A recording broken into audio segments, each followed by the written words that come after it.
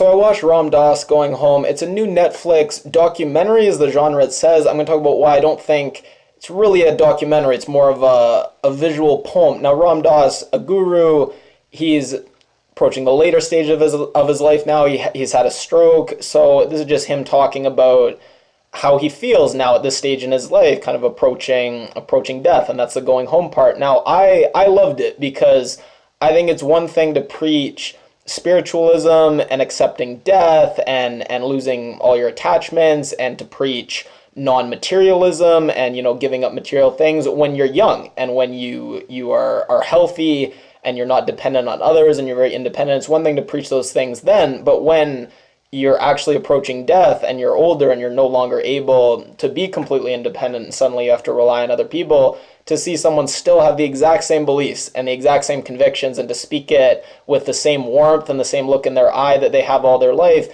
it's really inspiring. And for someone to go through a stroke, and Ram Dass experienced something called expressive aphasia, and that limits your ability to communicate, for someone who their whole life has been based on talking and communicating and teaching, for them to go through something that limits their ability to do something so core to their essence, and yet continue to have the same beliefs, continue to have the same warmth, even when something that's so important to them has been taken away, probably the most important thing to him other than maybe his actual life, for that to not derail someone, again, just inspiring. And while I don't think this was a documentary in the sense you don't learn a whole lot about his life or his beliefs, I think that if you don't know anything about him, you may hear a lot of these quotes and a lot of these things that he's saying, and you're going to think it's either kind of trite and cliche, and well, of course, everyone knows that and has heard that a million times, or you're going to think they're so esoteric and incomprehensible you can't understand. But I think if you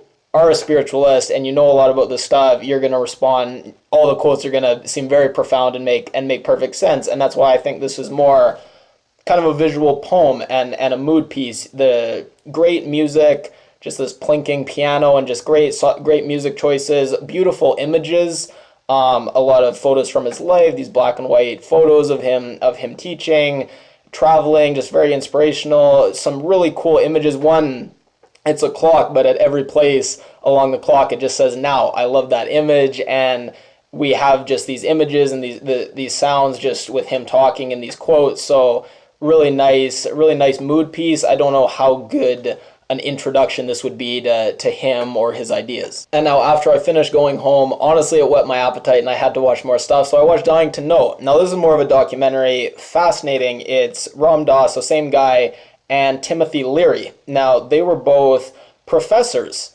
and they were experimenting with psychedelics together as professors, and it just charts how their life paths slowly diverged from that point. And fascinating things that jump out at you. One, a time of innocence where you had people that were professors at prestigious universities giving psychedelic drugs, giving acid, mushrooms to not undergraduate students, that was the one stipulation, but giving these drugs to graduate students. And you had these drugs not criminalized, these drugs were legally available. And you talk sometimes about the madmen and, drinking in the office, and that time, forget drinking in the office, this is professors, respected professors giving these drugs to students and also using them in therapy sessions. And they were getting grants for the research proposals. This was all approved of. And where things all started to change, and before I go to things changing, this was also a time where the CIA was doing experiments with LSD and these different kinds of psychedelic drugs, and everyone was looking at these drugs as,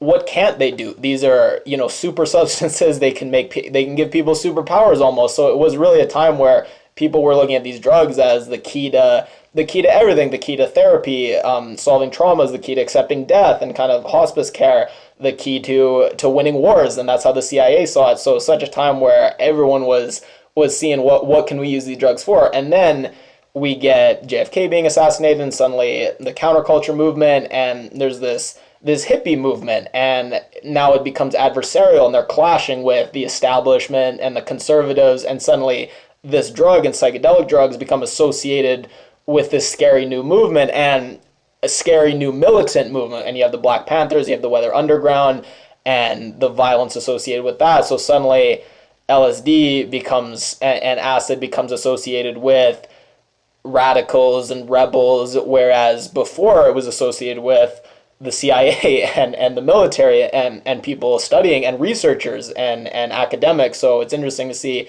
how things change and wondering if that was destined to be that way or if things could have gone differently. And once the police start cracking down on these substances, you see Ram Dass and Timothy Leary, their paths just diverge, and you see Timothy Leary become a rebel and a revolutionary and much more militant, and he gets arrested, goes to jail, and is actually broken out of jail with the help of the Weather Underground, the Black Panthers. And he actually says, it shows it in the documentary, he says, my goal in life is I'm going to overthrow the US government with the Black Panthers. So you see he's completely gone away from any kind of spiritualism or any kind of sense of being a guru, visionary, and much more to the practical. We need to have practical change. And then Ram Dass, he goes to India, he links up with his guru, he changes his name to Ram Dass, that's not the name he was born with, and just completely takes the educator path, the spiritualism path, and you see them just diverge and never converge, never really come back towards each other. Even at the very end of their lives, you see